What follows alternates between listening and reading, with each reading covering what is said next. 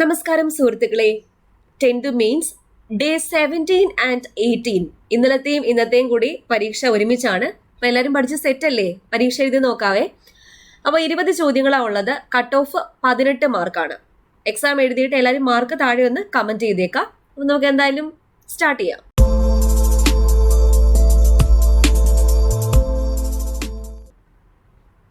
ആദ്യത്തെ ചോദ്യം, പക്ഷികളും അടയിരിപ്പ് കാലവും എന്നതിൽ നിന്ന് ചുവടെ പറയുന്നവയിൽ തെറ്റായ ജോഡി കണ്ടെത്തുക.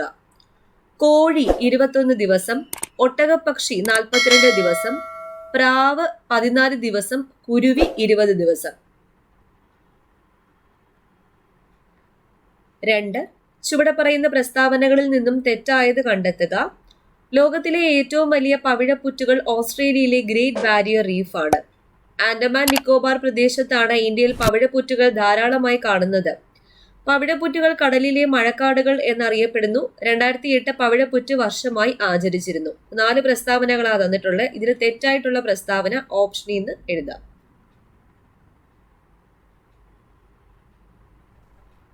3. Which of the following is the synonym of paucity? Lack, serene, scantiness, think. ഓപ്ഷനിൽ നിന്ന് എടുത്ത് എഴുതാം. 4. ചുവടെ തന്നിരിക്കുന്നതിൽ ബന്ധു എന്ന അർത്ഥം വരാത്ത പദം ഏത്? ഗൗരം, സ്വജനം, ബാന്ധവൻ, ജ്ഞാതി. 5. ചുവടെ പറയുന്നതിൽ രോഗത്തിന്റെ പര്യായ പദങ്ങൾ ഏതെല്ലാം? പീഡ, ആമയം, രുച, വിഷികം. ഓപ്ഷനിൽ നിന്ന് എടുത്ത് എഴുതാം.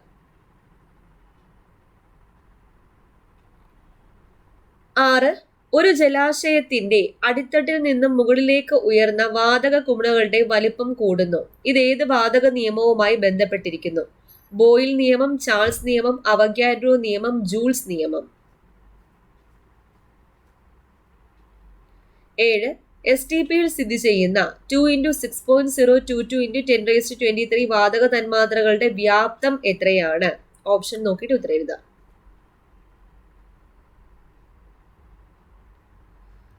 8. താഴെ കൊടുത്തിരിക്കുന്നവയിൽ 1 മോൾ ഓക്സിജൻ ആറ്റത്തെ പ്രതിനിധീകരിക്കുന്നത് ഏതാണ്? 16 gram oxygen, 32 gram oxygen, 8 gram oxygen. ഇവയൊന്നുമല്ല.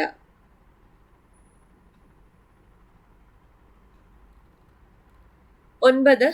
അറ്റോമിക mass പ്രസ്താവിക്കുന്നതിന് അവലംബമായി സ്വീകരിച്ചിരിക്കുന്നത് താഴെ തന്നിരിക്കുന്നവയിൽ ഏതിനെയാണ്? H1, C12, C14, O16. 10. വാതകങ്ങൾ സിലിണ്ടറുകളിലാക്കി വിതരണം ചെയ്യാൻ കഴിയുന്നു. ഇത് ഏത് വാതക നിയമവുമായി ബന്ധപ്പെട്ടിരിക്കുന്നു? ബോയിൽ നിയമം, ചാൾസ് നിയമം, അവഗാഡ്രോ നിയമം, ജൂൾസ് നിയമം. 11. അറ്റ ദേശീയ ഉൽപ്പന്നം നിർണ്ണയിക്കുന്നത് ചുവടെ പറയുന്നവയിൽ ഏത് രീതിയിലാണ്? ഓപ്ഷൻ 4 ഓപ്ഷൻ ഉണ്ട്. ഓപ്ഷൻ എടുത്ത് എഴുതാം. 12. ഇന്ത്യയിൽ ദേശീയ വരുമാനം കണക്കാക്കുന്ന 3 രീതികൾ നിലവിലുണ്ട്. ഇതുമായി ബന്ധപ്പെട്ട തെറ്റായ പ്രസ്താവന കണ്ടെത്തുക. 4 പ്രസ്താവനയാണ് തന്നിരിക്കുന്നത്. ആദ്യത്തേത്, ഉൽപാദന പ്രക്രിയയുടെ വിവിധ ഘട്ടങ്ങളിലൂടെ കടന്നു പോകുമ്പോൾ ഒന്നിലധികം പ്രാവശ്യം സാധനങ്ങളുടെയും സേവനങ്ങളുടെയും പണമൂല്യം കണക്കാക്കുന്നു. 2. ഓരോ ഉൽപാദന ഘടകത്തിന്റെയും ദേശീയ വരുമാനത്തിലുള്ള സംഭാവന വേർതിരിച്ചറിയാൻ സഹായിക്കുന്നത് ചെലവ് രീതിയിലൂടെയാണ്. 3. ഉൽപാദന ഘടകങ്ങൾക്ക് ലഭിക്കുന്ന പ്രതിഫലമാണ് വരുമാനം. 4. ദേശീയ വരുമാനത്തിൽ വിവിധ മേഖലകളുടെ പങ്കാളിത്തം എത്രത്തോളം ഉണ്ടെന്നും ഏത് മേഖലയാണ് കൂടുതൽ സംഭാവന ചെയ്തത് എന്നും വിലയിരുത്താൻ ഉൽപാദന രീതി സഹായിക്കുന്നു. ഒരു തെറ്റായിട്ടുള്ള പ്രസ്താവനയാണ് ചോദിച്ചേ. 13.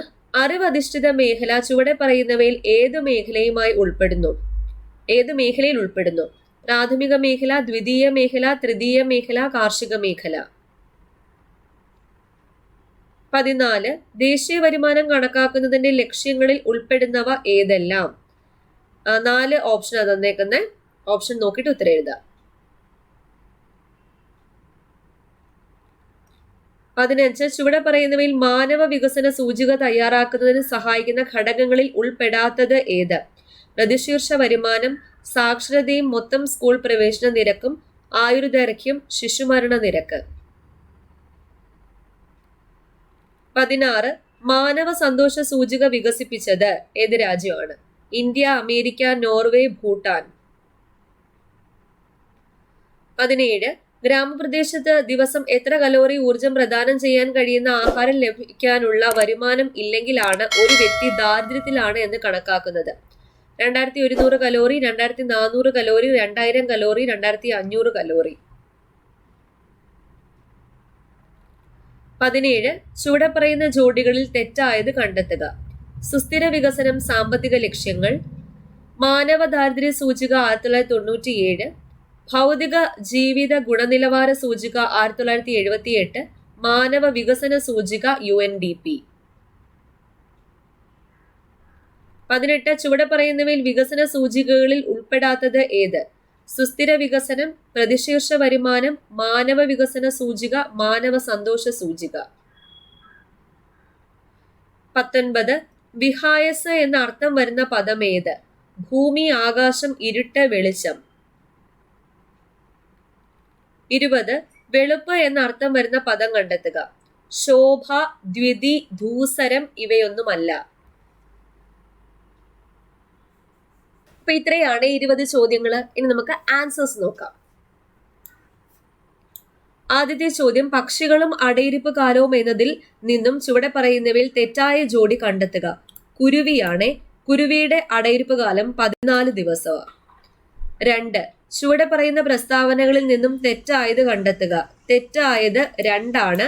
ലക്ഷദ്വീപിലാണ്, ലക്ഷദ്വീപ് പ്രദേശത്താണ് ഇന്ത്യയിൽ പവിഴപ്പുറ്റുകൾ ധാരാളമായി കാണുന്നത്. അപ്പോൾ 1, 3, 4 ആണ് ശരിയായിട്ടുള്ളത്. Option A. 3 which of the following is the synonym of paucity? Paucity എന്നാൽ കുറവ്, ലാക്ക്, സ്കാൻഡിനസ് എന്നൊക്കെ പറയും. 1, 3 ആണ് ഉത്തരം. 4 ചുവടെ തന്നിരിക്കുന്നതിൽ ബന്ധു എന്ന അർത്ഥം വരാത്ത പദം ഗൗരമാണ്. ഗൗരം എന്നാൽ വെളുപ്പ് എന്നാണ് അർത്ഥം. സ്വജനം, ബാന്ധവൻ, ജ്ഞാതി എന്നൊക്കെ പറയുന്നത് ബന്ധുവിന്റെ പര്യായ പദങ്ങളാണ്. 5 ചുവടെ പറയുന്നവയിൽ രോഗത്തിന്റെ പര്യായ പദങ്ങൾ ഏതെല്ലാം? പീഡ, ആമയം, രുജ. പീഡ, വ്യാധി, ആമയം, രുജ എന്നൊക്കെ പറയുന്ന രോഗമാണ്. അപ്പൊ 1, 2, 3 ആണ് ശരി. 6 ഒരു ജലാശയത്തിന്റെ അടിത്തട്ടിൽ നിന്ന് മുകളിലേക്ക് ഉയരുന്ന വാതക കുമിളകളുടെ വലിപ്പം കൂടുന്നു. ഇത് ഏത് നിയമവുമായി ബന്ധപ്പെട്ടിരിക്കുന്നു? ബോയിൽ നിയമവുമായി ബന്ധപ്പെട്ടിരിക്കുന്നു. STP യിൽ സ്ഥിതി ചെയ്യുന്ന 2 × 6.022 × 10⁻23 വാതക തന്മാത്രകളുടെ വ്യാപ്തം എത്രയാ? 44.8 ലിറ്റർ ആണ്. 6.022 × 10⁻23 വാതക തന്മാത്രകളുടെ വ്യാപ്തം 22.2 ലിറ്റർ. 2 × എന്ന് വരുമ്പം ഇതിനെയും എന്തുകൊണ്ട് മൾട്ടിപ്ലൈ ചെയ്യുക? 2 കൊണ്ട് മൾട്ടിപ്ലൈ ചെയ്യുക. 44.8 ലിറ്റർ ആണ്. അടുത്ത ചോദ്യം, താഴെ കൊടുത്തിരിക്കുന്നവയിൽ 1 മോൾ ഓക്സിജൻ ആറ്റത്തെ പ്രതിനിധീകരിക്കുന്നത്. 1 മോൾ ഓക്സിജൻ ആറ്റം എന്നാ പറഞ്ഞേക്കുന്നത്. O എന്ന് പറയുന്നത് 16 ആണ് അറ്റോമിക് മാസ്. അപ്പോൾ 16 ഗ്രാം ഓക്സിജൻ ആണ്. 9 അറ്റോമിക മാസ് പ്രസ്താവിക്കുന്നതിന് അവലംബമായി സ്വീകരിച്ചിരിക്കുന്നത് താഴെ തന്നിരിക്കുന്നവയിൽ ഏതിനെയാണ്? C12 ആണ്, കാർബൺ 12. 10 വാതകങ്ങൾ സിലിണ്ടറുകളിലാക്കി വിതരണം ചെയ്യാൻ കഴിയുന്നു. ഇത് ഏത് നിയമവുമായി ബന്ധപ്പെട്ടിരിക്കുന്നു? ബോയിൽ നിയമവുമായിട്ട് ബന്ധപ്പെട്ടിരിക്കുന്നു. പ്രഷർ അപ്ലൈ ചെയ്തിട്ടല്ലേ ആ സിലിണ്ടറിലേക്ക് വാതകം നിറച്ചു വെച്ചിരിക്കുന്നത്. 11 അറ്റ ദേശീയ ഉൽപ്പന്നം നിർണ്ണയിക്കുന്നത് ചുവടെ പറയുന്നവയിൽ ഏത് രീതിയിലാണ്? എ ആണ്, മൊത്ത ദേശീയ ഉൽപ്പന്നം മൈനസ് തേയ്മാന ചെലവ്, ഡിപ്രിസിയേഷൻ ചാർജ്.